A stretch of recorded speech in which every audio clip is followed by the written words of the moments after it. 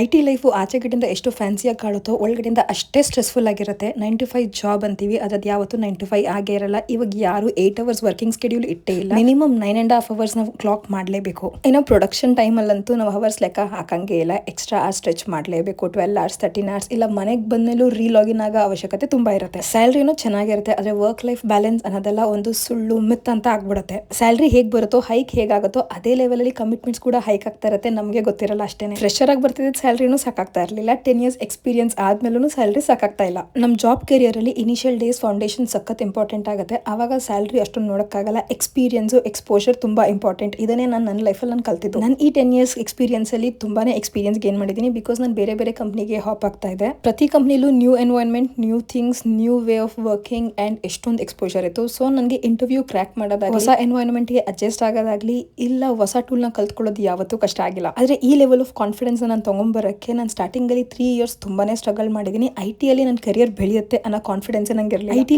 ನನಗೆ suitable roll ಯಾವುದು ಅನ್ನೋದು ಹೇಗೆ ಕಂಡಿಡ್ಕೊಂಡೆ ಅನ್ನೋದನ್ನ ನಾನು ನೆಕ್ಸ್ಟ್ ಬ್ಲಾಗಲ್ಲಿ ಕಂಟಿನ್ಯೂ ಮಾಡ್ತೀನಿ. ಅಲ್ಲಿ ತನಕ ಫಾಲೋ ಮಾಡೋದು ಮರಿಬೇಡಿ. Thank you.